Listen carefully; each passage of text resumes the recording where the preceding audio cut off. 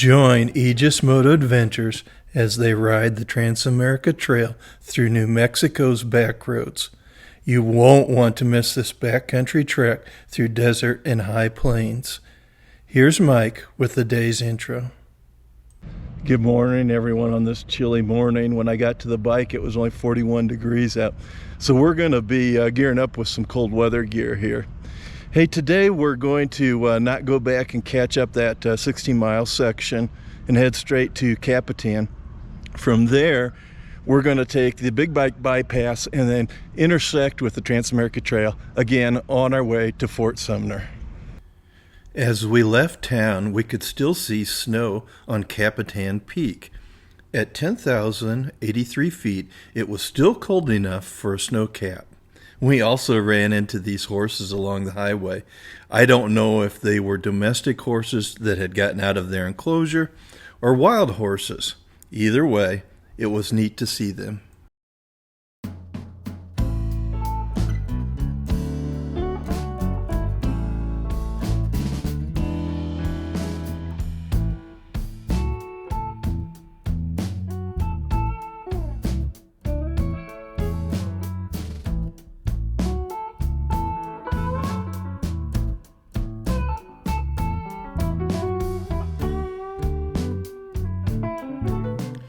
Even though we're taking the highway to Capitan, the view in the mountains is a sight to behold. The highway's twists and turns made for a fun ride.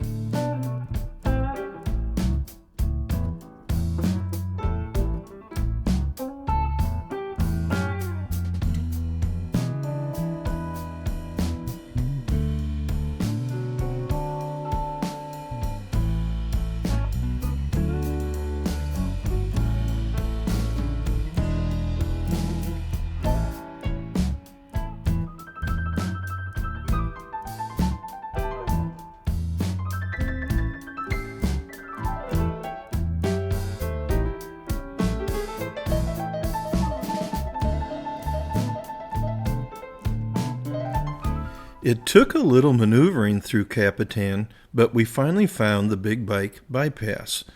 It won't be long until we're back on the dirt and gravel. The big bike bypass is a paved road and it's shorter than the backcountry route, so you can make pretty good time if you use this route in the morning before getting back on the gravel. This route also parallels the Capitan mountain range, so in the morning sun here we got great views of the range.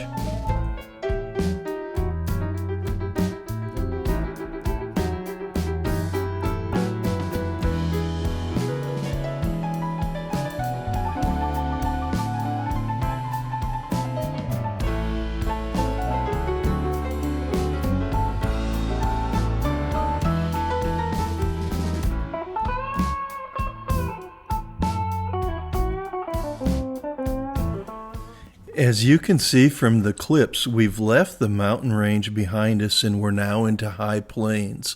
It's pretty flat here and it goes on for miles and miles and miles. Not much out here but cattle.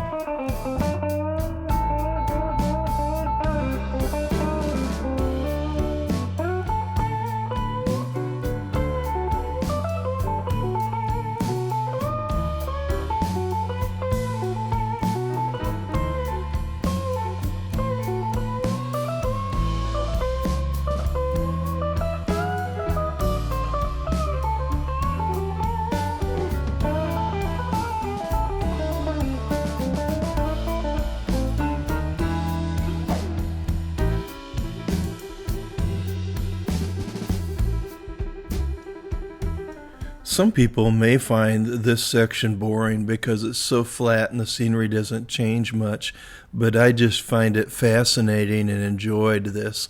You know, with miles and miles of nothing, it's pretty intriguing to think of people that drove cattle through here in the 1800s on their way north. It's just absolutely amazing how brutal and harsh this would have been to be out here driving cattle and trying to find water for them. These ranches we rode by look completely abandoned. It looked like the homes had been uninhabited for some time.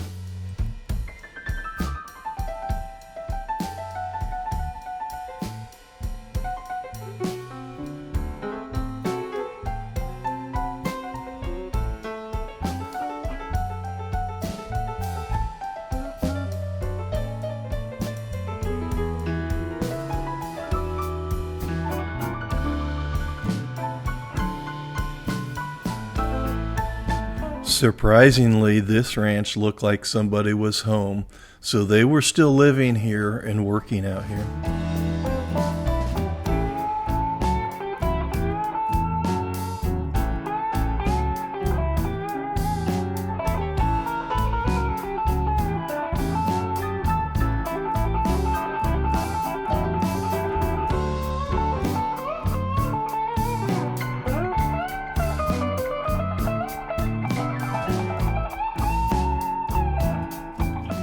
This little place looked really nice. It looked like they had either recently built it or remodeled it. It was in great shape. One of the best ones we saw.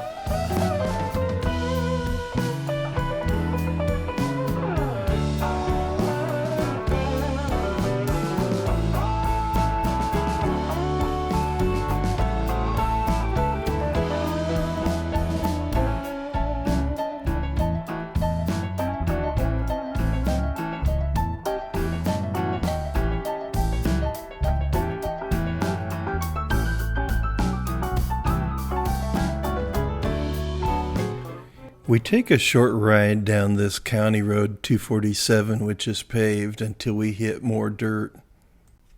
It was at this point that the TransAmerica Trail roll chart indicated that you would be traveling on private property. But once we went out there, because it's the only way through, I didn't get that impression per se, because the road looked like it was publicly accessible. I don't know exactly how they handled that, but nobody gave us a hard time, and we were able to pass through without incident.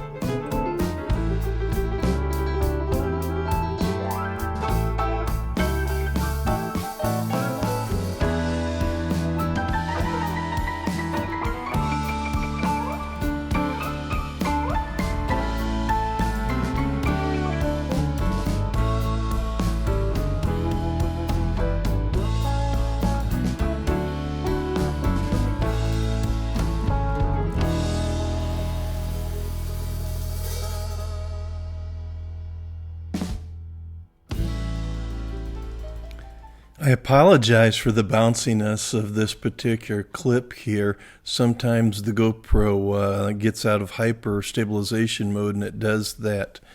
But I wanted to show you how we crossed that river creek area where they had concrete on the bottom of it.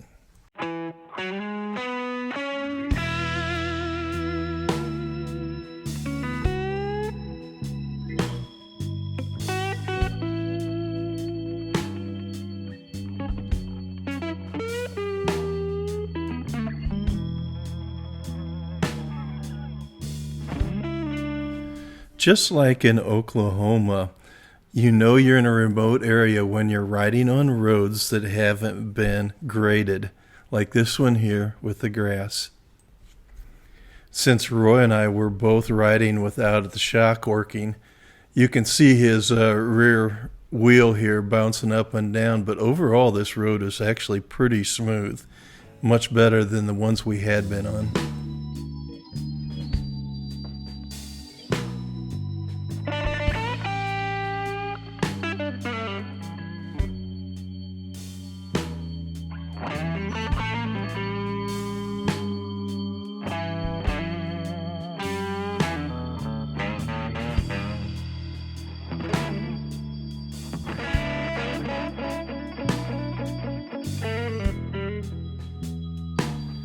There are a double set of tracks here, and when you cross this particular crossing here, you want to be extra careful because trains run in both directions, and I've had some unfortunate incidents where I've seen people mistake that and not take into account that extra set of tracks.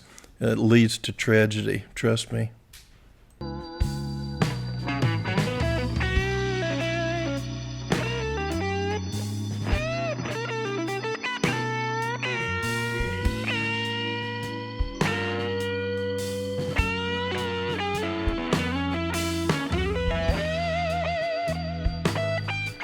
Aren't these calves cute as I run down the road here? I was trying to herd them off to the side just a little bit, but they wanted to go straight down the road for a while.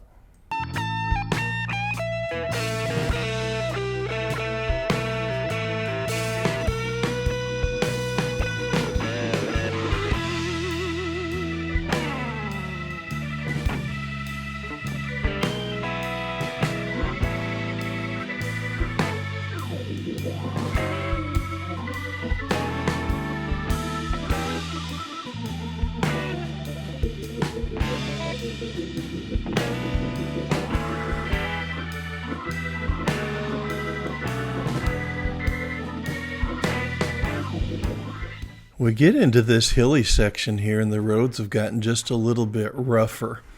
It's not bad, but I think before the day's out, we're going to encounter some a little bit tougher roads, according to the way these look.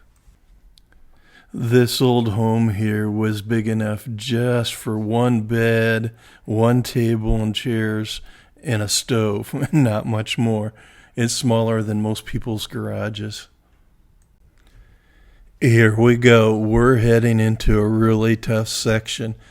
This is really sandy, and it really gets to be a challenging ride through here. It's a lot of fun, but it's tricky. You need to be careful.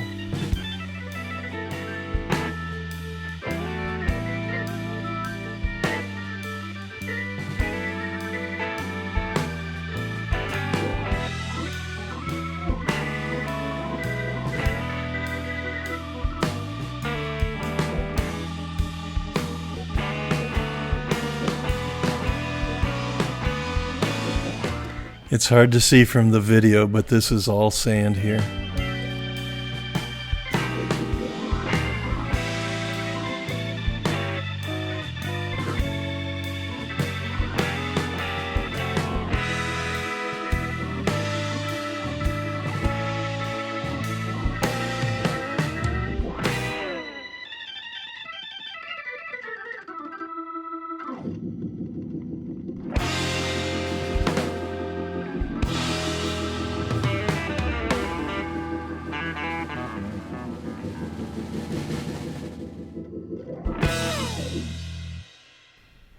As you see the bike bobbing up and down, this road indicates that it's pretty rough. We've got some real tricky sections coming up here.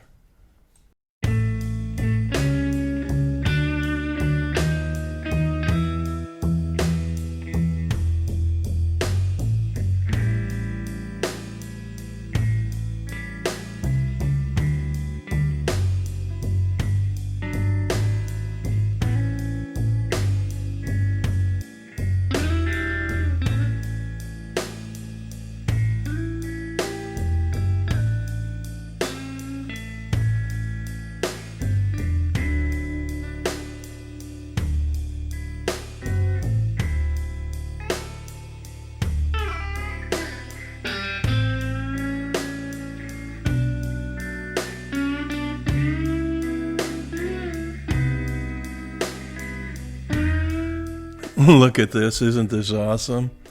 It is really a beautiful area with challenging terrain.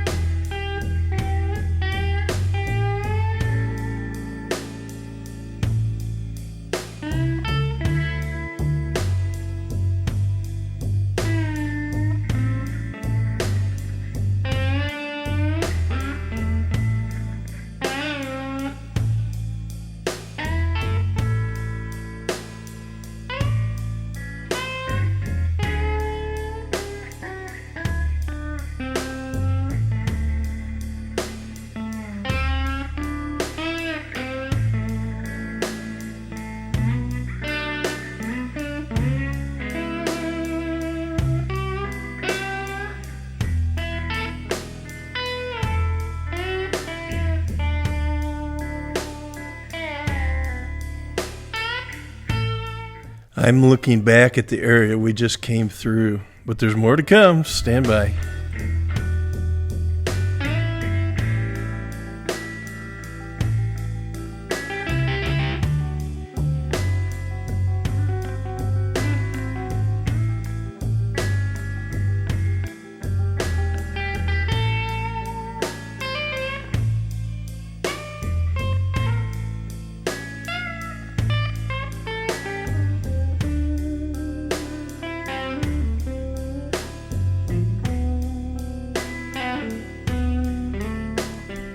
As I watch this video, it looks like no big deal. The road's a little rutted, so what? It doesn't show you how steep this was here, and at the bottom there was a bunch of loose gravel that had washed through there. Both Roy and I spun tires getting up this hill. It's a little bit steeper and a little bit trickier than what it looks on video.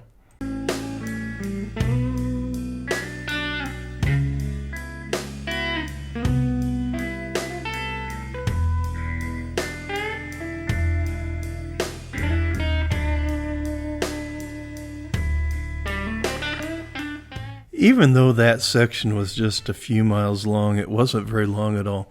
It was definitely the funnest part of the entire day because it provided just a little bit of a challenge. As we end our day, we cross over Sumner Dam. Crossing the dam provides great views of the state park, lake, and the Pecos River.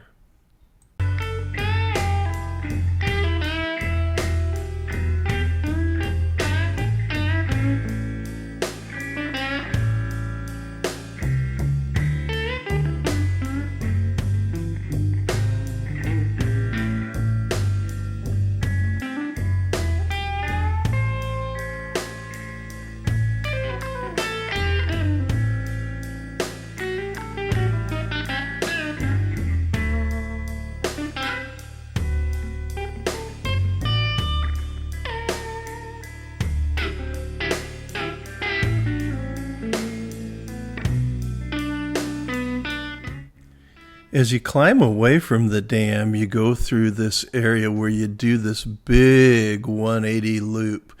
It's pretty cool, but it'll take us out to the highway, which gets us on our way to Fort Sumner.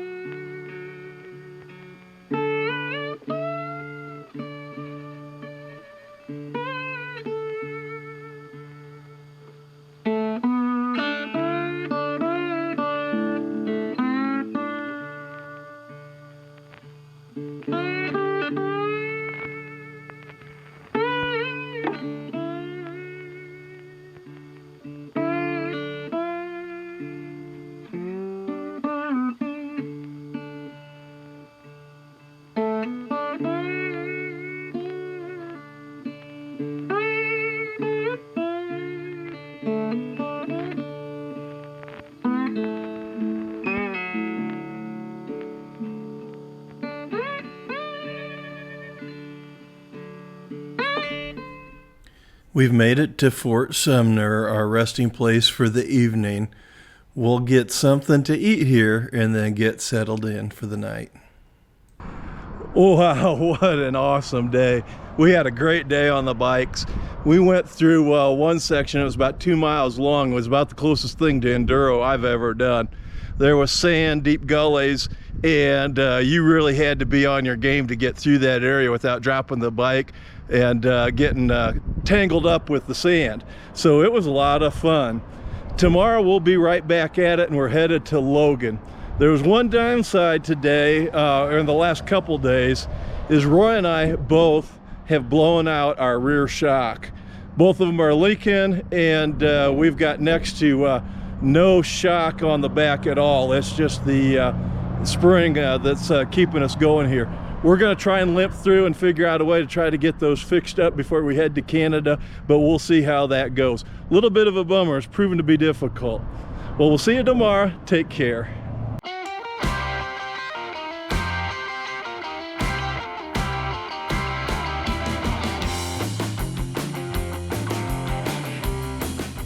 As a matter of note, as we get close to Fort Sumner, this is a really small town.